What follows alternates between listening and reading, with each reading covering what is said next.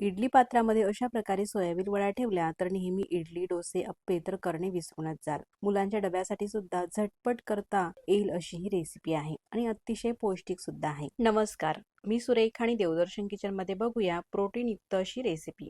तर ही रेसिपी करण्यासाठी 1 cup soybean वड्या घेतलेल्या आहे, त्या बाउल मध्ये टाकल्या. बघू शकता अशा प्रकारच्या ह्या सोयाबीन वड्या घेतलेल्या आहे. आता यामध्ये कडकडीत आपल्याला गरम पाणी घालायचं आहे. तर साधारण 2 ग्लास पाणी गरम करून घेतलेलं आहे. कडकडीत पाणी टाकल्यानंतर चमचाने ह्या वड्या पाण्यामध्ये मिक्स करून घेऊ. 10 ते 15 मिनिटांसाठी ह्या वड्या अशाच पाण्यामध्ये राहू देऊ. तोपर्यंत पुढची कृती करायची आहे. एक दुसरा पसरट बाउल घेतलेला आहे, त्यामध्ये त्याच कपाने 1 कप रवा घ्यायचा आहे. तर या ठिकाणी तुम्ही जाड किंवा बारीक कुठलाही रवा घेऊ शकता. मी जाड रव्याचा वापर करत आहे. 1 कप दही घ्यायचं आहे. तर हे घरी बनवलेलं ताजं फ्रेश दही घेतलेलं आहे. आता या रेसिपीला आणखीनच पौष्टिक करण्यासाठी यामध्ये काही भाज्या घालायच्या आहे. तर भाज्यामध्ये शिमला मिरची, टोमॅटो बारीक चिरून घेतलेला आहे, थोडासा गाजर आणि थोडीशी साधी तिखट मिरची सुद्धा घेतलेली आहे बारीक चिरून आणि सोबतच अर्धी वाटी कोथिंबीर सुद्धा अगदी फ्रेश स्वच्छ धुवून बारीक चिरून घ्यायचा. या व्यतिरिक्त तुम्ही तुमच्या आवडीप्रमाणे भाज्या यामध्ये घालू शकता किंवा एखादी भाजी तुमच्याकडे नसेल तर स्किप सुद्धा करू शकता. संपूर्ण भाज्या टाकलेल्या आहे. त्यासोबतच यामध्ये महत्त्वाचा पदार्थ म्हणजे ते आहे मीठ. मीठ टाकायचं आहे. साधारण चमचाने सांगायचं झालं तर अर्धा चमचा मीठ टाकलं. आता हे संपूर्ण मिक्स करून घेऊ. तर मैत्रिणींनो, तुमच्याकडे जर का खूप लहान मुलं असतील, लहान मुलांसाठी तुम्ही ही रेसिपी करत असाल तर जे मिरचीचं प्रमाण मी दाखवलेलं आहे ते आणखी तुम्ही कमी सुद्धा करू शकता. आता संपूर्ण हे मिक्स करून घेतलेलं आहे. तर यामध्ये पाणी घालायचं आहे. तर ज्या कपाने दही घेतलेला आहे ना, त्याच कपाने अर्धा कप पाणी घेतलेलं आहे.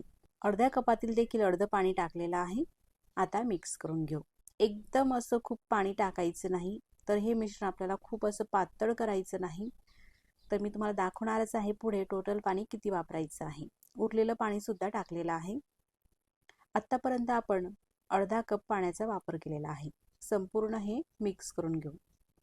रवा हा पूर्णपणे मिक्स करून झाल्यानंतर बघू शकता तुम्ही इतपत हे ठीक आहे. आता यावरती झाकण ठेवायचं आहे आणि रवा 5 ते 10 मिनिटांसाठी मुरण्यासाठी ठेवायचं आहे. तोपर्यंत सोयाबीन वडी सुद्धा आपण भिजत घातलेली होती.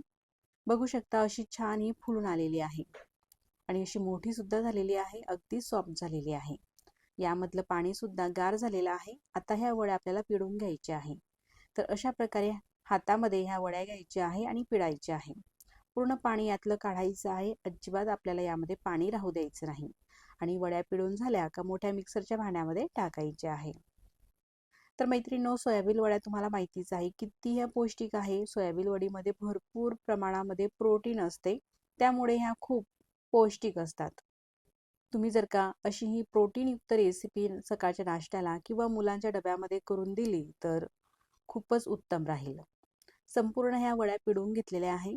आता ह्या पाण्याचा आपल्याला अजिबात वापर करायचा नाही, पाणी टाकून द्यायचं आहे. आणि ह्या वड्या बारीक करण्यासाठी सुद्धा पाणी न वापरता असंच बारीक करायचं आहे. खूप असं जास्त बारीक करायचं नाही आणि जाड सुद्धा राहू द्यायचं नाही. बघू शकता इतपत हे बारीक करायचं आहे. त्यानंतर हा रवा सुद्धा मुरलेला आहे. आता ह्या रव्याच्या मिश्रणामध्ये ह्या सोयाबीन वड्या आपण बारीक करून घेतलेल्या आहे ना, ते टाकायचे आहे. म्हणजे आणखीनच आपली ही रेसिपी खूप अशी पौष्टिक होते या सोयाबीन वडीमुळे. आता हे संपूर्ण मिक्स करून घेऊ.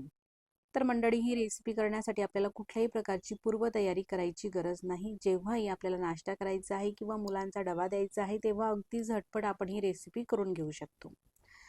आता या ठिकाणी मी तडका देते.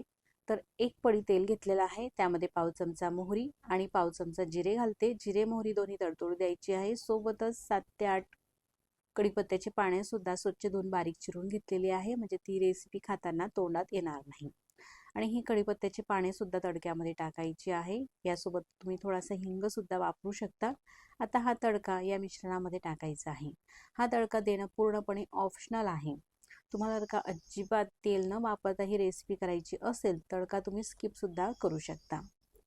पण तडका दिल्यामुळे आणखीनच या रेसिपीची चव वाढते. आता संपूर्ण तडका मिक्स करून घेतलेला आहे. सोबतच पाणी घेतलेलं होतं आपण, पुन्हा अर्धा कप पाणी घेतलं. त्यातलं अशा प्रकारे थोडं थोडं पाणी आपल्याला टाकायचं आहे. आणि मिक्स करायचं आहे, कारण हे मिश्रण खूपच जास्त घट्ट होतं, म्हणून त्याला थोडंसं व्यवस्थित आपल्याला करायचं आहे. बघू शकता पूर्ण मिश्रणासाठी 1 कप पाण्याचा वापर आपण केलेला आहे, पण अजिबात जास्त पातळ हे मिश्रण करायचं नाही, इतपतच हे थिक असायला हवं. आता मिश्रण हे रेडी झालेलं आहे.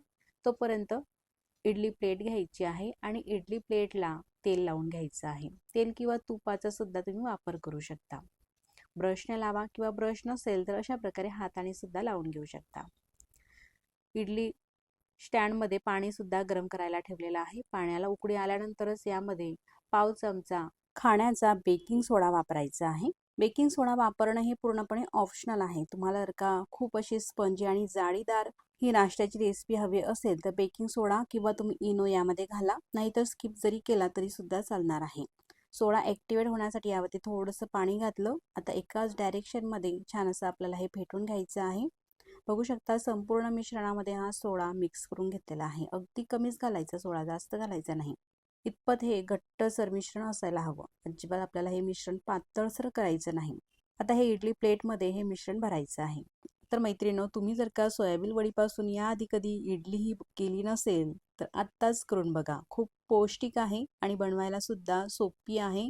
तुम्ही जर का एक वेळेस अशा प्रकारची ही सोयाबीन वडीची इडली कराल ना, तर नेहमी तांदूळाची इडली, रव्याची इडली करणे तर विसरूनच जाल. सोबतच तुम्ही डोसा, अप्पे सुद्धा करणे विसरूनच जाल, कारण आहेच एवढी पौष्टिक ही रेसिपी आणि हेल्दी सुद्धा आहे.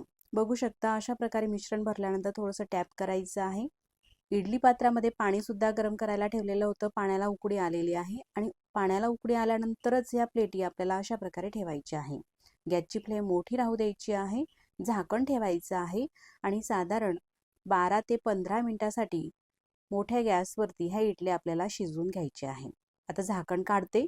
बघू शकता चेक करायची सुद्धा गरज नाही. जर का 15 मिनिटासाठी शिजून घेतलं तर मस्त छान अशा ह्या इडल्या शिजल्या जातात. आता गॅस बंद करते आणि इडली प्लेट ही खाली काढून घेतलेली आहे. पूर्णपणे थंड होऊ द्यायचं आहे आणि थंड झाल्यानंतरच ही इडली काढायची आहे. हलकी गरम असली तरी काढली तरी सुद्धा छान निघते. बघू शकता रंग सुद्धा छान आलेला आहे आणि मस्त अशी जाडी आपल्या ह्या इडलीला आलेली आहे. कुणीच ओळखू शकणार नाही का तुम्ही यामध्ये सोयाबीन वडीचा वापर केलेला आहे. बनवायला सोपी, खायला पौष्टिक अशी ही इडली मस्त जाळीदार आणि स्पंज झालेली आहे. तर ही इडली तुम्ही चटणी सोबत किंवा सांबार सोबत खाऊ शकता. अगदीच लहान मुलं असतील घरी तर अशी नुसते सुद्धा ती खातात. तुम्ही देखील नक्कीच करून बघा. खूप हेल्दी आणि पौष्टिक रेसिपी आहे. बघू शकता तोडून सुद्धा दाखवते. मस्त जाळीदार आणि स्पंजी आपली ही इडली झालेली आहे. तुम्ही कधी याआधी सोयाबीन वडीची इडली केली नसेल तर नक्कीच करून बघा. नेहमीच कराल. ही रेसिपी तुम्ही इथपर्यंत बघत आलातच. रेसिपी तुम्हाला कशी वाटली मला कमेंट्स करून नक्कीच कळवा. आणि व्हिडिओ तुम्हाला कुठेतरी आवडला असेल तर रेसिपीला लाईक करा. चॅनलवरती तुम्ही नवीन असाल तर चॅनलला सबस्क्राईब करा. मग पुन्हा भेटू नवीन छानशा रेसिपी सोबत. तोपर्यंत नमस्कार.